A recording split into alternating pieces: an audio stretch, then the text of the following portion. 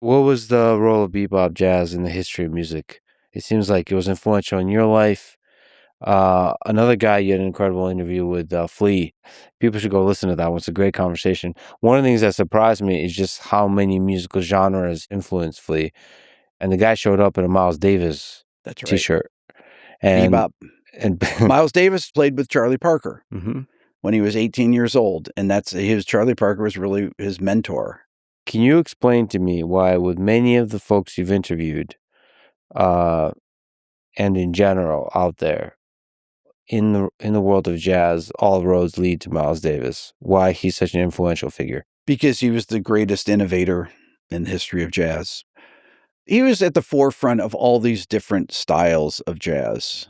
I mean, he started as a bebop player, and then you had records like the Birth of Cool and modal jazz and hard bop, and records like Bitches Brew, where he started to, I guess you would call fusion. You start to get these records.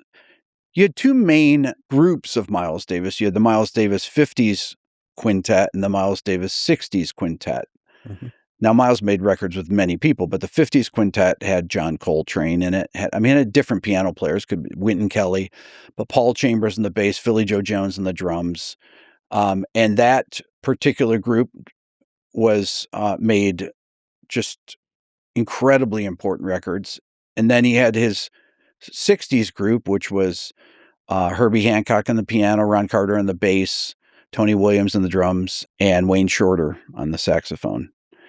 And they made all these incredibly important records. I forget who said it in an interview with you, but they talked about like Miles Davis, his music feeling like I think toes hanging over the cliff or something like this, meaning like there's always a risk, there's a danger that you're willing to make to fuck it all up live, and that feeling is what creates the aliveness of the music.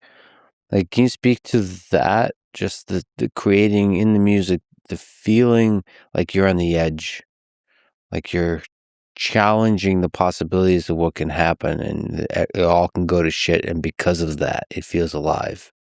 Well, when I interviewed Ron Carter, that played in Miles's 60s quintet, I asked Ron, because Ron did records. He played bass on 2,200 famous records.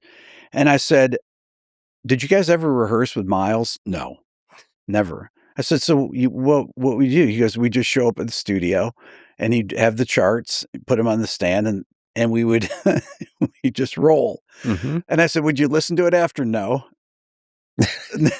And I said, "Well, what about the live records that you did at when you'd record at clubs and things like that?" He goes, "We never knew that we were recording."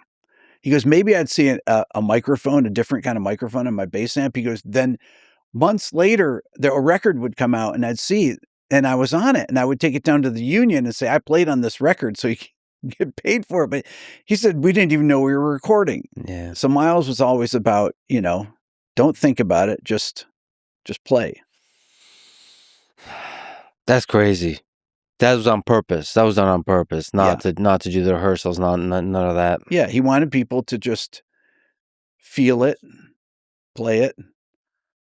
Thought is the enemy of flow, as Vinnie Colaiuta told me. Thought is the enemy of flow. How do you make sense that Flea, the bassist for the Red Hot Chili Peppers, is influenced by bebop jazz? So his stepfather was a jazz bass player, Mhm. and his when his parents got divorced, he was born in Australia, and then they moved to New York. Then his parents got divorced, and his mom married his stepfather, who was a jazz musician, and they used to have jam sessions at their place. And Flea loved it. It was kind of like my upbringing with my dad playing jazz all the time. And once it gets inside you, it's just there. And so he is heavily influenced by jazz musicians. Yeah, his impression, which is hilarious. I mean, he's a character. His whole physical way of being is a character, and his impression of just upright bass is just it's fun to watch. His intensity when he picked up his bass during the interview, it he's an intense guy and funny and, really, um, emotional and he picks up his bass and there's a fierceness that you immediately feel, and he talks about how he practices, and then when he starts doing the slapping stuff, he gets is so into it, and I'm just sitting there going, "Whoa." Mhm. Like, wow. Yeah, he talked about his practicing routine with you, and one of the things he's like, "I have to practice the slapping," Yeah.